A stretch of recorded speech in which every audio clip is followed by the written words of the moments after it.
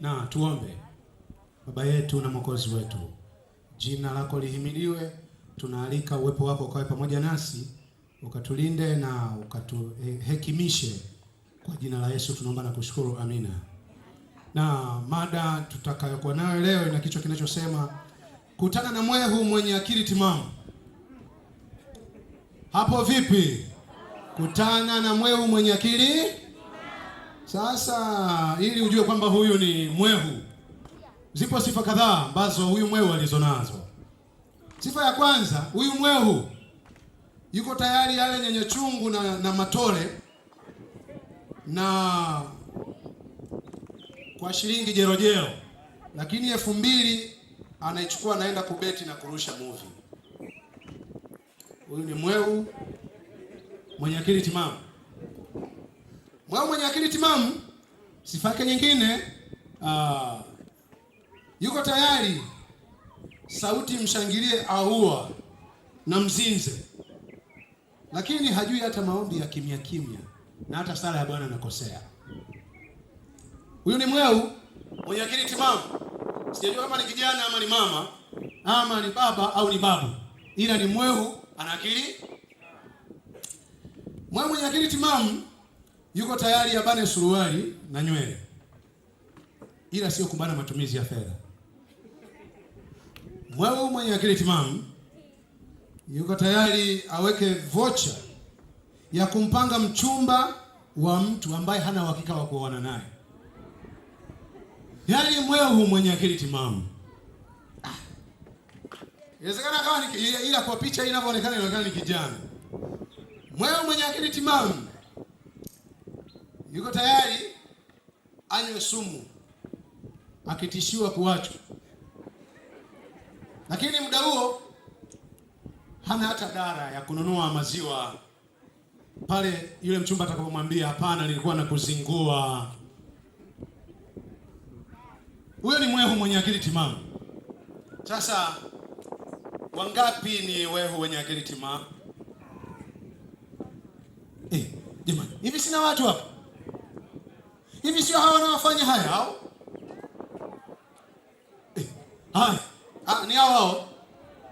Ninashukuru Mungu kwamba ni hao. Wapi? Hao. Ambassador. Hao wanaonitazama. Huyu mwehu mwenye akili timamu yuko tayari aone pale akina nani wamevaa mvao fulani hivi, na yeye akawiga pasina kujua kwamba yeye alikuwa anaingiza fedha, na yeye cha ajabu anavaa pasina kujua kwamba anaenda kujaibisha mtaani. Mwehu mwenye akili timamu yuko tayari anyoe kama fulani, lakini sio kwamba ataingiza chochote ili mradi tu nifanane na Raivani. Huyo ni mwehu mwenye akili timamu. Namaanisha nini? Ina mada inaitwa uraibu. Uraibu ni hali iliyokubuhu ama isiyozuilika inayopata ubongo wa kiumbe hai, hasa mwanadamu. Uraibu iliyokubuhu alafu isiyozuilika alafu imeupata ubongo. Kumbe sio mguu, ni ubongo. Alafu na mwili, inayosababishwa na namna mtu anavyoendesha mfumo wake wa maisha. Kwa hiyo hapa tutakuja kujikuta kwamba kumbe ndio maana mwehu mwenye akili timamu anaweza kavaa akapasi Ijumaa gauni lake zuri, alafu asubuhi akalivaa kisogea kwenye kioo akaona alifaa akalivua, siku ya Sabato akapasi lingine na akavaa. Mwehu mwenye akili timamu. Uraibu. Kwa nini? Anahisi huyo ni binti fulani hivi, anahisi azale kijana atamchukuliaje leo. Tena cha ajabu ni kale tu kasimu, leo navaje? Yaani sio leo navaje, usikia nitokeje hako, nika text baba yuko hapa, mama yuko hapa, wajui kinachoendelea, wanaona tu nitokeje. Kale kagauni kapi, nilikuwa nimeshapasi yaka aka utokelezei, jipigie aka. Cha ajabu mwehu mwenye akili timamu siku ya kabla ya Sabato alipiga pasi, kwa vile mchumba kasema, ambaye hana hakika kwamba atamuoa, anaingia kwenye dhambi, anapasi siku ya Sabato. Mwehu mwenye akili timamu, mwehu mwenye akili timamu anajikuta uraibu utokanao na tabia ama kutenda vitu, hatimaye utengeneza mazoea kutenda vitu. Yaani kutenda, utanielewa, kutenda kwamba leo inacheza Yanga, kutenda kwamba naingia una beti mara moja, una beti mwishowe unazoea, alafu mwishowe inakuwa tabia. Mwehu mwenye akili timamu anapata uraibu utokanao na matumizi ya madawa yenyewe, na hii ya madawa yenyewe inatibiwa sio tu kwa haraka kama tunavyodhani, ila inachukua muda. Saiti za uraibu kwa maisha ya binadamu, saiti inayoathirika ni ubongo, kwa maana ya kwamba tayari inakuta ni kama kofu ambalo kila mara linakuwa linatamani ulikune kwenye ubongo. Alafu huyu mwehu mwenye akili timamu ambaye amekumbwa na uraibu, kuna watafiti fulani kutoka Marekani, taasisi moja inaitwa the American Society of Addiction Medicine, ASAM, inasema ya kwamba ubongo kisha athirika, chronic brain disorder ikapata, yani ni kuondoa ni taratibu, lakini muda fulani sisi wa Kristo tukasema ya kwamba tukiingia kwa maombi yote yawezekana. Mlevi mwenye akili timamu anahisi kwamba hayo ametukanwa, na ndio maana hataki kusema amina. Mlevi mwenye akili timamu, kwa sababu ubongo hauna willpower tayari, yani ile mamlaka ya kwake ya kuamua, willpower yake ni ndogo. Kwa hiyo ni kama anakuta analetelezea maamuzi mabaya. Yapi? Wazee na vijana na kina mama wa baba pamoja na watoto wanajikuta wanaingia kwenye pombe, wanajipigia sana, alafu wanakunywa siku zisizo za Sabato. Wanakunywa na siku za Sabato. Kwa nini? Ngoja nirejee mahala fulani hivi. Mchungaji mmoja akanichekesha akasema, nilifurahi nilipokutana na kiongozi mmoja, mtoto wa kiongozi mmoja mkubwa hapa nchini. Nimekaa naye somewhere, nafurahi kweli, yani najisikia. Kwa nini? Nilitoka tu kutoa sermon pale mbele. Wakasema, bila shaka wewe baba ni Msabato. Nasema, mimi ni Msabato. Wasabato mnalea vijana wenu vizuri sana. Nasema, anakubali tunalea. Mzee uko anafurahi moyo. Naambiwa yani wako vizuri, wana tabia nzuri, lakini shida tu ni kwamba wako tayari kutoa siku zingine, ila sio siku ya Sabato. Umenielewa? Kwani hamjasikia? Sasa ni uongo. Si hadi jana ulitoa, kwani uongo?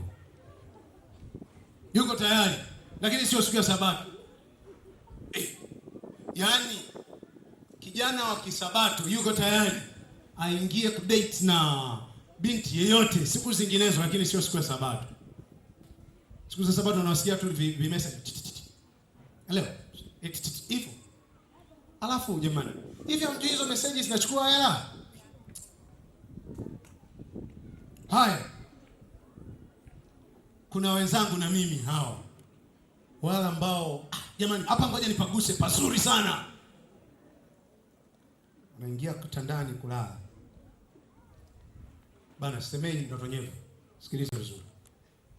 Naingia kitandani kulala.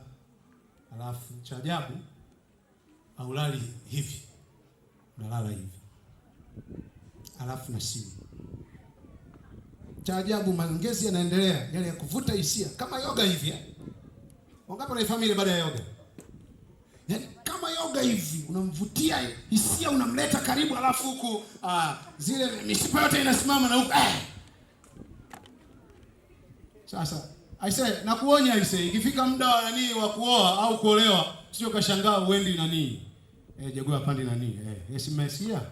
Kwani hamuelewi? Kwa nini? Sasa ulikuwa unamalizia kwenye godoro? Hivyo. Basi bwana. Kwa hiyo uraibu umeenda mbali sana. Umewakumba leo vijana wa Kiadventista wanapiga kuba, wanaibeba. Unakuta naongea na mzee wa kanisa. Oh, mzee mambo ni aje? Hapa pametuna. Oh, mambo ni aje? Unafikiri unahisi anapiga, lakini ukimweka kwenye kwaya besi haimo, lakini kwenye maongezi mzee ni aje? Maenda mbali sana vijana, akiona mazingira sio rafiki, anajitupia jojo.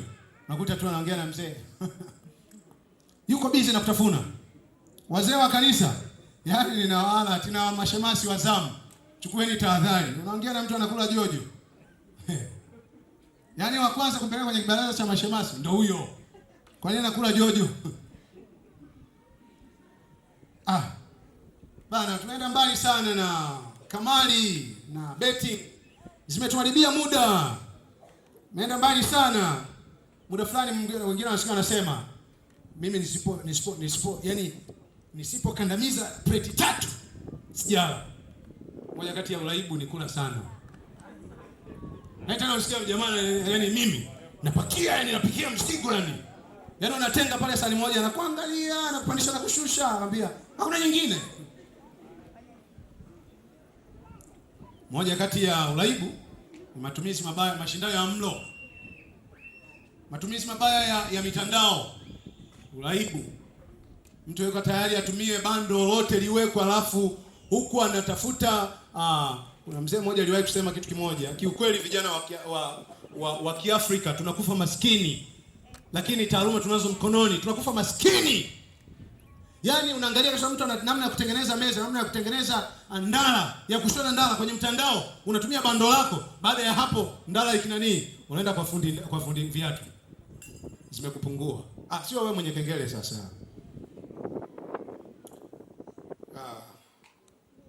Mazingira yanakuwa magumu sana, kwa maana ya kwamba inafikia kipindi kijana anashindwa namna ya kujitoa. Anahisi kwamba yani ni pagumu sana. Anahisi hamu ya kujiua kwa sababu ameambiwa ataachika. Na mara nyingi sana hasa ka message kaingie, anasema usinitafute, alafu akaweka kandege. Tafuta asubuhi hadi jioni, mtu hapa hapatikani. Ndani mdada wa watu, yani hapakaliki. Anagakalisha mara tako hivi, mara vile.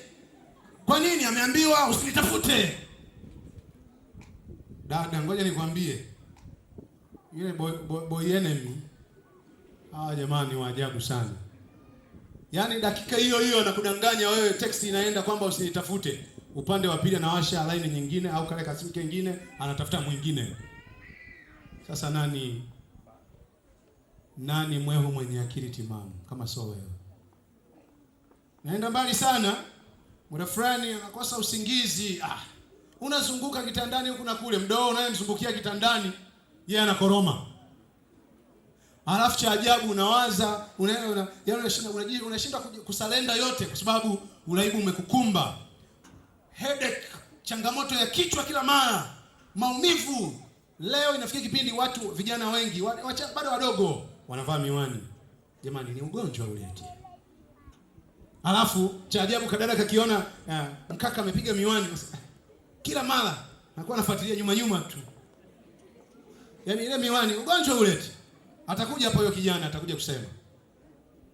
Sasa wewe ukiona miwani na wewe na mimi najitundika, unajipiga tena, unajipiga yale ya macho makubwa meusi, alafu unakuwa unaangalia kama ni mjusi fulani. Yaani jamani, uzuri umo moyoni, hauko juu hapa. Nyie wenye sketi na nyie wavulana, acheni basi hizo. Sisi kipindi tunaenda kuoa, sijajua mzee yule aliniambia hiyo kauli. Kipindi tunaenda kuoa, tulikuwa tunatafuta tabia. Japokuwa kasura nakuta kako hapa jirani hivi. Sasa ukiangalia sura sana, ngoja niseme hivi. Ila lipokee wengi leo, vijana wengi, mabinti wengi wenye sura nzuri, kiburi. Hawajui kupika. Kwani ni uongo? Limefika, pokea hivyo.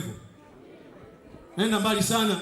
Yaani yuko tayari yafanyike yoyote yale, yeye yuko chumbani kwenye simu. Huko anaunguza maharage. Huyo mzuri huyo. Jamani, sio kwamba wale wenye sura mbaya siwapigii debe, na anawapigia debe, ila walisia ulivyo ni kwamba tabia nzuri ni la msingi. Mwisho, jamani, nimegongewa kengele. Kuna muda fulani tunapendelea vifaa fulani. Yaani ukiona unapendelea tu vifaa fulani, kwamba unapendelea tu kusogea kwa yule jamaa mwenye ile mashine la kuna nini, ujue hiyo uraibu imeshakuingia na kujichomoa ni kazi. Ile mashine la kuna nini, au uenda kila mara na simu ya naenda mbali sana. Kuna wengine wanatembea, vijana wengine wa kiume mahala fulani hivi, naona wanatembea na lile na nini linafanana kama ndizi hivi. Kama ndizi. Watu wazima muelewi. Ingieni kwa vijana muelewe. Limekaa kama ndizi fulani hivi, alafu anakaa nao pale kitandani pembezoni. Hataki yuko tayari kitanda atandike mwenyewe vizuri. Lakini lile kaa kama ndizi lile lisiguswe.